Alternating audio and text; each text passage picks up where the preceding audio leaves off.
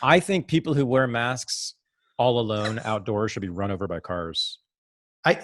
It's really, really weird wearing a mask when you're walking down the street. Wearing masks in their cars when they're driving by themselves is Yeah. completely bizarre. Wearing masks in your Twitter avi, like all that kind of stuff, it's all very strange. And Wearing horrifying. masks in your selfies, I don't, yeah, I don't get it. I You must mean, hate it. I mean, for me, as a sexual person also, like it is so anti-sexual. It's so puritanical totally. in its And effects people are even. trying to eroticize it, and it's not Ugh, worth gross. Masks are gross to me. They are anti-sex. There's nothing sexy about smelling my breath, like I don't get that. And Yeah, and you yeah. can't see people's faces, and then the social isolation, which is, yeah, they don't talk about this social isolation, which is that I can't see your mouth when you're talking, so it's much harder to have a real conversation, which means we don't really converse. 100%. It's just the isolation, the forms of isolation are, there's multiple Mhm. levels of them, multiple forms. We're not even taking into account all of it, but we are all lonelier in a big way Mhm. now, in all kinds of ways. Almost all of Mhm. us, even those of us who are lucky enough to have like family and friends who we quarantined with, right? But I've talked in person, like had a real conversation with 3 people in the last 4 months.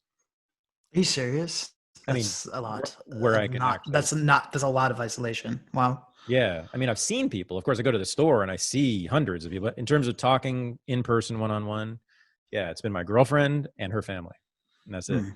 for 4 months Mhm. because we quarantined together at the Mm. beginning, so we knew we were okay, and that was it. But so you like it?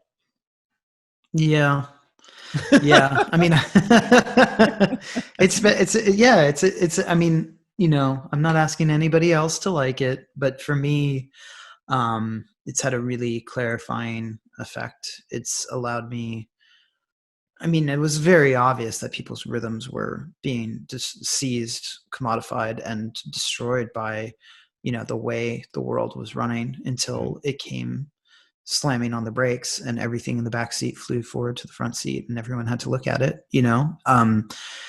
But now, so my rhythms were like that too. Even as someone who I moved here, I was rather happy. I was doing a lot of things I want, but my life felt completely schizoid. And this was like, all right, now I can wake up. I had to generate my own rhythms, basically. I had to do my own act of daily breathing. Like, these are the rhythms of inhalation and exhalation of the day for Yep. me. Mhm. And that is really profound. And I know that, and I think that that's the task, Mhm. Mhm. ahead of us for a lot of people, is deciding that we will generate our own rhythms. And I don't know that people are really taking up that lesson. But at least there is now an understanding for a lot of people of what that could look like.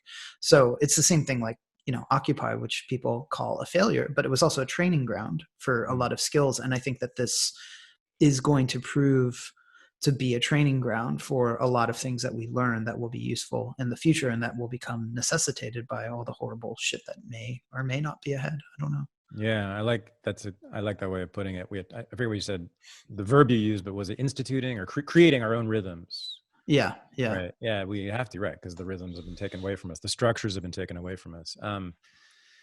The so which and then self-care, we all talk about this, right? It has Mhm. become so urgent that Mm, that mm, is the primary fight that I have with my girlfriend right now, is mm, about how much self-care I did today. Like, and if it's not like yoga and meditation and 2 walks and calisthenics, it's not enough.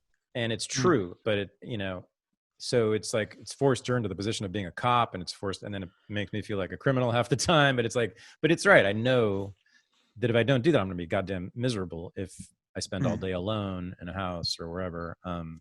But it's that, I guess that's valuable, to sort of gain those skills and to know that I can do that the day when they come for me and put me in solitary confinement, that I'd be prepared for it. Like the worst. Hello, everybody. The worst thing that you can do to Thad is put him in solitary confinement. I guarantee that. I'm not kidding, man. That's my worst nightmare. But so basically, I'm just developing a set of skills for that moment when the state comes and grabs me and puts me in solitary confinement. So I'll be in my cell in San Quentin meditating and doing yoga, and I'll be like, that's cool. And just walking around this small space that you have as your daily walk. Well, no, Yeah. no. Here's the other thing I'm bringing. I'm bringing this idea, that there is no objective reality. So Mhm. I will be in my tiny, bare 10 foot by 10 foot cell, but my mind will be able to go to Paris and visit you in Dublin and have sex with beautiful women. Because my mind, of course, as you know, can go right through those walls in an instant, and it can fly across the ocean in an instant too. Yeah. Yeah. I mean, I think that that's something everybody should be teaching themselves too, is Yeah. to Mm. make internal the things that people are trying to sell to us as external devices. So, if you can walk down the street, and I was just talking about this on an episode of my show that I just recorded with Phil Lagarde, this musician and like magic scholar who teaches it in Leeds.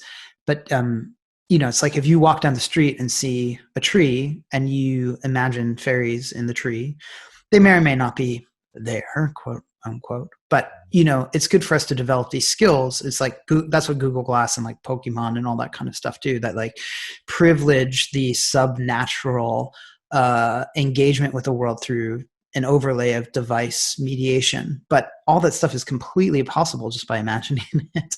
And by doing that work, you create so much more possibility for your inner life that allows you to then exist in external circumstances, which might be pleasant or unpleasant, but they will be of your choosing, Right. So I think that that's really important. So I know you're kind of making a joke and kind of serious at the same time about flying to Paris when you're in your cell, but that should be an option.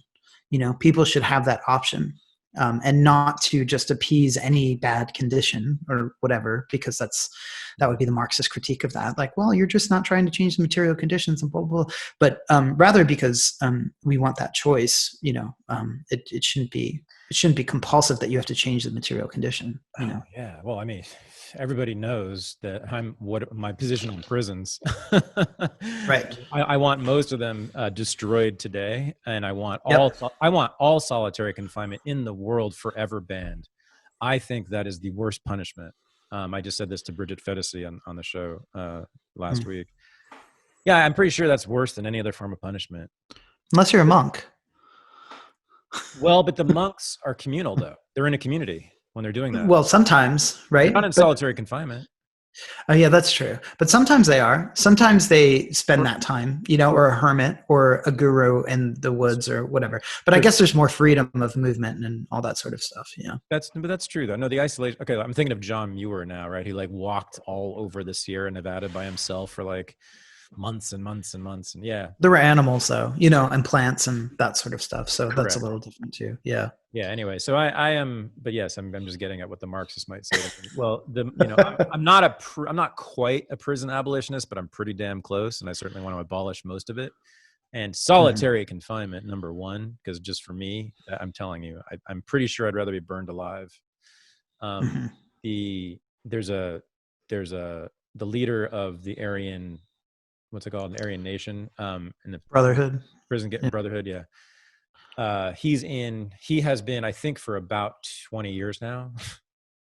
He killed a prison guard, and the guard said publicly, they said, we are going to give him the ultimate punishment, which was not execution. They could have asked, they could have asked for that, of course, because he killed a goddamn prison guard, right? No, the guard said this. No, we're going to put him in solitary confinement for the rest of his life.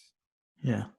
So this guy, I think his name is Tom Schneiderman, maybe. But anyway, you can look it up. He's in the Supermax in Colorado, and he's been in solitary confinement for decades. And when I found that out, I found that out like a year ago, and that has haunted me. Even though I'm sure the guy is not the nicest person in the world. It's just that experience. You still don't torture him for decades. I mean, it doesn't matter. Well, I can't imagine a more perfect torture for me. Like that's, if anyone out there listening hates me a lot, that's what you should do to me. That's the worst thing you can do. And I think we're experiencing all sort of a low grade form of that right now.